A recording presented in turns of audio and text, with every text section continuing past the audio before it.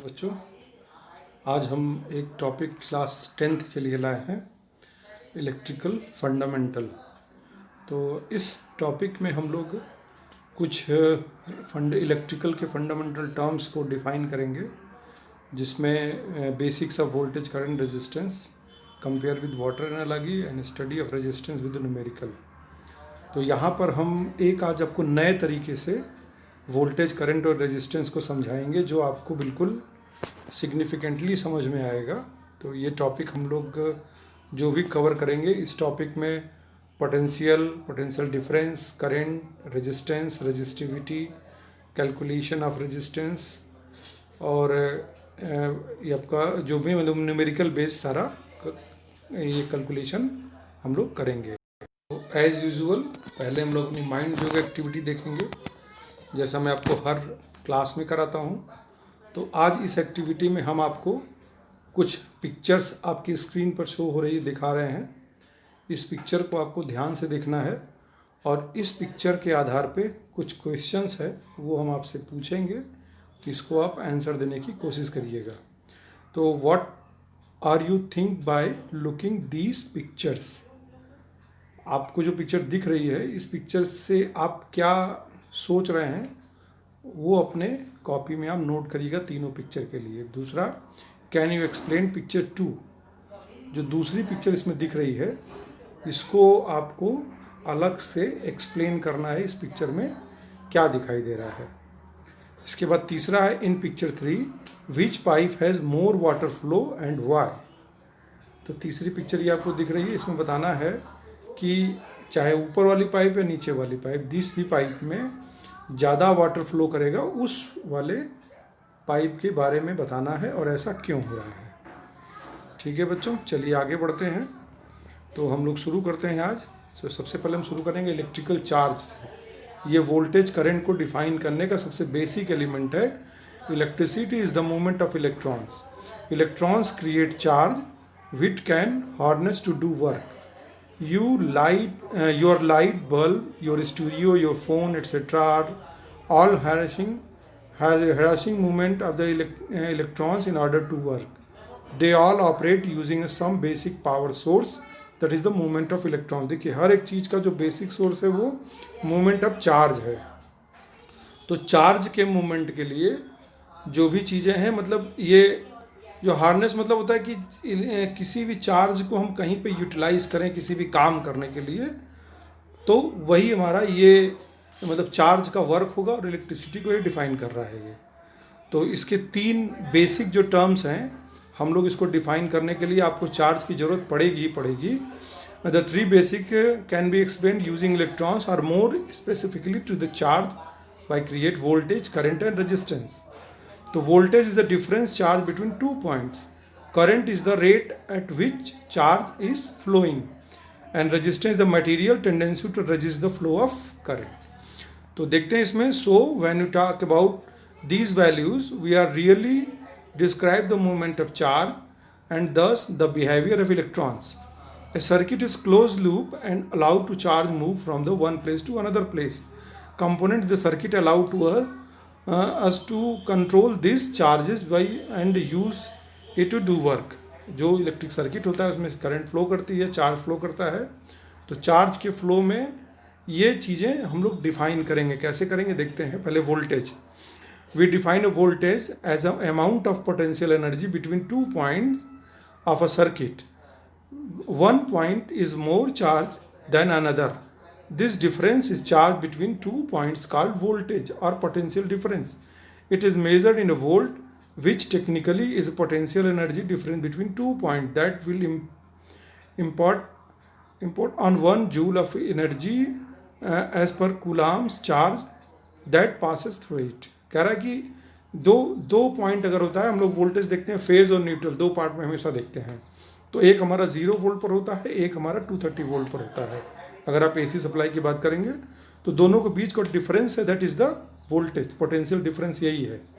और उस पर चार्ज को ले जाने के लिए जितना वर्क डन करना पड़ता है, दैट इज़ द वोल्टेज। जो ये डिफाइन किया गया है कि अगर हम 1 जूल को मतलब एनर्जी कंज्यूम होती है चार्ज को मूव कराने के लिए पर गुलाम, तो वो कहलाता है 1 वोल्ट से डिफाइन किया जाता है। ये वोल्टेज की डेफिनेशन आप देखेंगे, the unit of volt is named after the Italian physician Anderson Volta what the invented that the consider their the first chemical battery. Voltage represented equation systematically by the V.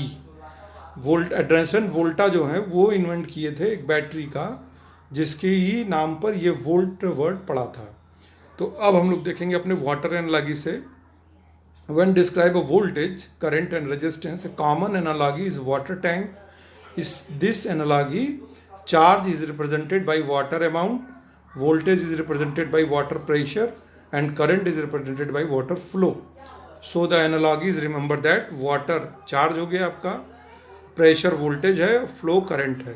तो जो ऊपर tank में जो पानी भरा हुआ है तो वो चार्ज उसको इमेजिन करिए अगर आप, और नीचे जो पाइप दिख रहा है एज ए वायर इमेजिन करिए आप, और इसमें अगर वाटर का फ्लो हो रहा है तो जो प्रेशर उस पर अप्लाई होता है दैट इज़ द वोल्टेज, और जो फ्लो करता है करंट, वो करंट होती है।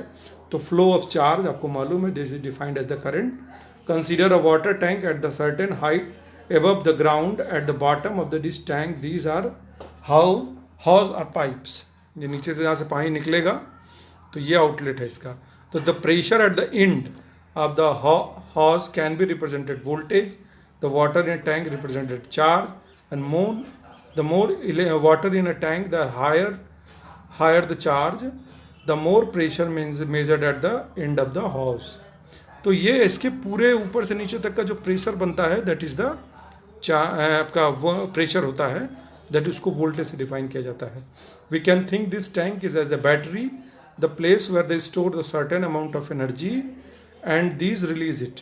If we drain our tank to certain amount of pressure created at the end of the hose goes down, we can think this decreasing voltage like when a flashing get the dimmer at the battery run down, there is also decreases the amount of water then will flow will through the hose. Low pressure means the low water is flowing. Just अगर battery की तरह से imagine करिए तो अगर पूरी battery हमारी full है और पानी जैसे जैसे गिरता जाएगा वोल्टेज का प्रेशर कम होता जाएगा तो वो धीरे धीरे खत्म हो जाएगा, तो बैटरी डिस्चार्ज हो जाएगी। That is the comparison between battery analogy. Now the current, we can think amount of water flowing through a hose from a tank as a current, the higher pressure the higher to flow and vice versa. With the water we would measure in the volume of the water flowing through it hose over the certain period of time, which electricity measure the amount of charge flowing through a circuit over a period of time. Current is measured in the ampere, usually refers to as a ampere, and ampere represented equation by the letter I.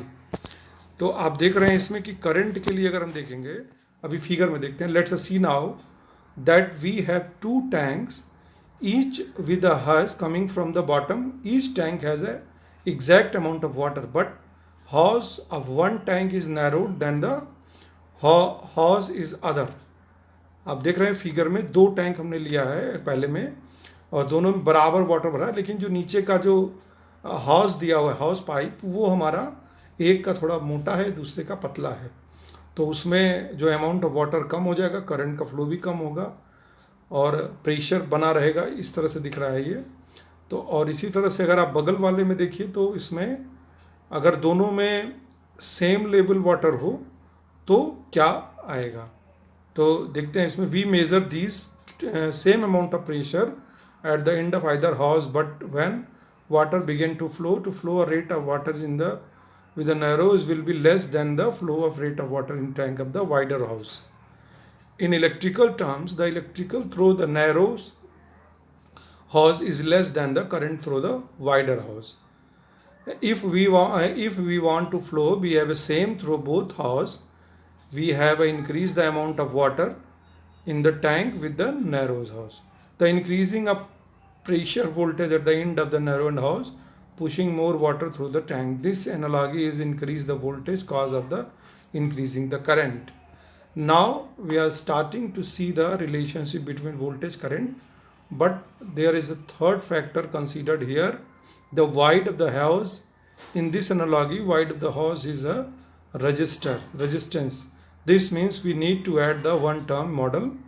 इस model में एक term और add करेंगे, water pressure flow और एक hose width resistance. जिसको हम resistance से डिफाइन करेंगे. Consider again two water tank, one of the narrowed pipe and another is a wide pipe. Stand the reason that we can't fit as much voltage through narrow pipe. A wider one is the same pressure, this is a resistance, and the narrow pipe resistance flow water through even through the water is the same pressure the tank with the help of wide pipe. देखिए इसमें अगर आप देख रहे हैं दोनों में अगर सेम वाटर पाइप है तो जिसका हाउस पाइप जो है वो ज़्यादा चौड़ा है वहाँ पर ज़्यादा पानी का फ्लो होगा और जहाँ पे हाउस पाइप कम है वहाँ कम पानी का फ्लो होगा. तो इट मीन्स कि ये जो हमारा हाउस पाइप है अगर वो नैरो हो रहा है तो उसका रेजिस्टेंस ज़्यादा हो रहा है, अगर वाइडर है तो रेजिस्टेंस कम हो रहा है. तो ये डिफाइन करता है. बगल में एक फिगर और दिखाया गया है, अगर हम पाइप को थोड़ा सा दबा दें तो वो पानी का फ्लो कम हो जाएगा वहाँ पर, तो ये रेजिस्टेंस का काम करता है. इसी तरह से देखते हैं आगे. In electrical terms, they are represented by two circuits with the equal voltage and difference resistance. The circuit with the higher resistance will allow to less charge to flow, meaning the circuit with the high resistance has the current flow through it. The resistance value usually represented in systematic with the Greek letter ohm, which is called omega and pronounced as a ohm. तो ये हमारा सारा चीज़ define हुआ कि voltage हमारा जो है एक प्रेशर है, करंट जो है वो फ्लो ऑफ चार्ज है और रेजिस्टेंस जो है इसके पाथ में जो रुकावट पैदा करता है वो रेजिस्टेंस है. आइए कुछ हम लोग न्यूमेरिकल पे बेस्ड इस पे बात करेंगे रेजिस्टेंस के लिए जो हमने टॉपिक में लिया हुआ है. Resistance circuit that combine series and parallel resistor networks together are generally known as resistor as a combination और मिक्स रेजिस्टर नेटवर्क. देखिए रेजिस्टेंस का कोई भी अगर आप देखेंगे कहीं पे थ्योरी देखेंगे तो रेजिस्टेंस को या तो सीरीज़ में कनेक्ट करते हैं या तो पैरेलल में, और अगर दोनों को मिक्स करके कनेक्ट किया जाता है that is a resistance combination कहलाता है. तो कुछ इसमें बेसिक फार्मूला है वो देख लीजिए. सीरीज़ के लिए formula R equivalent to R1 plus R2 plus R3, combination इस तरह से होगा. इसका शार्ट में प्रूफ भी देने की कोशिश की है ये ओम्स लॉ के थ्रू V/I. तो V1 V2 V3 हर रेजिस्टेंस का अलग अलग वोल्टेज होगा लेकिन करंट सेम होगी, एक सर्किट है तो डिवाइडेड बाई 1. तो V1/I1 plus V2/I2 plus V3/I3. इसी तरह से हर एक के लिए V/R is equal to resistance आपका R1 R2 R3 होगा. तो इक्विवेलेंट रेजिस्टेंस जो है ये निकल के आएगा. इसी तरह से पैरेलल के केस में इसमें वोल्टेज सबका सेम होता है, करंट अलग अलग होती है, तो उस हिसाब से ये इक्विवेलेंट फार्मूला निकल के आता है. इसको आप लोग कॉपी में नोट करिएगा. नाउ अब हम लोग न्यूमेरिकल करने की कोशिश करेंगे और बताएंगे कि कैसे न्यूमेरिकल को सॉल्व करना है. The method of calculating the equivalent circuit resistance is same that any individual series or parallel circuit. Hopefully, we now know that the resistance series carry exactly the same current, that the resistance the parallel exactly the same voltage. ये बताया अभी कि अगर series में है तो current same होगी और पैरेलल में है तो वोल्टेज सेम होगा. आइए एक एग्जांपल शुरू करते हैं. एक एग्जांपल लिया है हमने, इसमें IT करंट है, IT taken from the 12 volt supply, 12 volt supply ली गई है, IT करंट फ्लो कर रही है. सर्किट का अरेंजमेंट दिया है R1 R2 R3 एक लाइन में है और R4 एक अलग लाइन में है. यहाँ पर करंट I1 I2 से रिप्रेजेंट की गई है. सर्किट आपने ध्यान से देख लिया. At the first glance this में seems as a difficult task. आपको शुरू में लगेगा बहुत कठिन है ये, but we look little closer we see that the two resistance R1 and R3, यहाँ पर दिख रहा है आपको R1 और R3 हमारा, R2 और R3 जो है सीरीज़ में है. तो आप सीरीज़ में इस दोनों रेजिस्टेंस को जोड़ेंगे तो सीरीज़ का फार्मूला R1 प्लस R2 यानी 8 प्लस 4 इज इक्वल टू 12 ओम. तो अब हमारा जो इक्विवेलेंट डायग्राम बन करके आएगा ये बन के आएगा. RA is equal to 12 ohm I1 के लिए और I2 करंट के लिए I4 ये है. अब आप देखिए लास्ट के दोनों रेजिस्टेंस RA और R4 जो है पैरेलल में है. तो पैरेलल के लिए फार्मूला 1/RA प्लस 1/RA1, दोनों को जोड़ेंगे तो R इक्विवेलेंट निकलेगा और फिर R कॉम्बिनेशन जब आप निकालेंगे तो 6 ओम वैल्यू इसकी आएगी.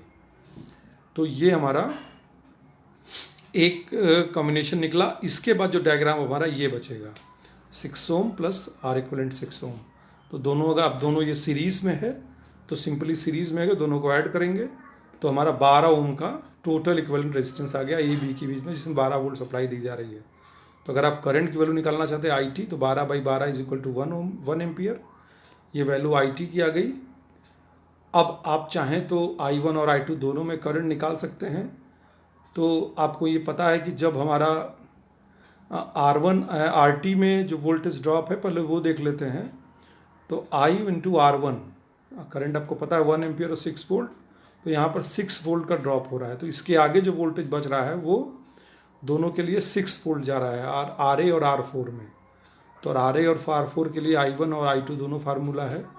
इससे निकालने के लिए 6 वोल्ट डिवाइडेड बाई RA और 6 volt by divided by R4, तो ये 0.5 एम्पियर 0.5 एम्पियर दोनों की वैल्यू आ गई। मतलब कि 1 वोल्ट जो करंट आगे आ रही है दोनों में इक्वली डिवाइड, क्योंकि दोनों का रेजिस्टेंस सेम है, ये दिख जा रहा है ये। इसी तरह से एक और अनदर एग्जांपल यहाँ पर दूसरा है। इसमें आप देख रहे हैं ये बहुत ही कॉम्प्लिकेटेड फिगर दिख रहा है। शुरू में लगेगा ये सवाल वो नहीं हो पाएगा, तो इसके लिए परेशान नहीं होना है। आप देखिए इसको ध्यान से, तो हम दिखाते हैं आपको। लास्ट में जो डार्क पोर्शन दिख रहा है लास्ट वाला पहले हम सॉल्व करेंगे। तो इसमें देखिए R10 और R8 दो रेजिस्टेंस देखिए अगल बगल दिख रहा है। जो 10 ओम और 2 ओम वाला दोनों सीरीज़ में है। तो पहले हम सीरीज़ को सॉल्व करेंगे। तो सीरीज़ और इसके साथ में ये पैरेलल में है, तो इन्होंने कंबाइन किया हुआ है, कंबाइन करके इसको 60 में किया है। तो 10 + 2 12 ओम होगा, 12 ओम और 6 ओम दोनों पैरेलल में है। तो 1/12 + 1/6 दोनों ऐड करेंगे तो हमारा जो RA इक्विवेलेंट वैल्यू आएगी वो आएगी 4 ओम की। मतलब कि अब ये जो नया फिगर हमारा बन करके आएगा वो इस तरह से आएगा। अब देखिए RA और R7 सीरीज़ में है और इसके साथ R6 जो है 6 ओम पैरेलल में है, तो इसका भी वैल्यू 4 ओम आएगी। इसी तरह से हम स्टेप बाय स्टेप इसको हम सॉल्व करते चले जाएंगे। तो लास्ट में आप देखेंगे कि सिर्फ हमारा दो रजिस्टेंस बचेगा, R6 और R4, और दोनों की वैल्यू R10 के बराबर आएगी। तो यहाँ पर हमारा ये प्रॉब्लम इसकी सॉल्व हो जाती है, R इक्विवेलेंट निकल आता है 10 ओम। तो है ये आसान बच्चों, ये आप कर सकते हैं। इसमें सारा मटेरियल मतलब क्वेश्चन सॉल्व करने की जो कोशिश की है स्टेप बाय स्टेप मैंने आपको बता दिया है। कुछ इसमें असाइनमेंट भी है, आप इसको करने की कोशिश करिएगा। एक क्वेश्चन नंबर ए है, देखिए क्वेश्चन नंबर 2 में 5-6 ऑप्शन भी मैंने दिया है, तो इसका क्या आंसर आएगा वो आप ढूंढ सकते हैं। इसके बाद तीसरा क्वेश्चन ये दिया हुआ है, इसको भी कोशिश करिएगा करने की, बहुत आसान है। तो मुझे लगता है आपको ये टॉपिक समझ में आया होगा और इसको करिएगा। कोई भी प्रॉब्लम है, कोई भी क्वेरी है तो आप कमेंट बॉक्स में इसमें पूछ सकते हैं हमसे। ओके, धन्यवाद।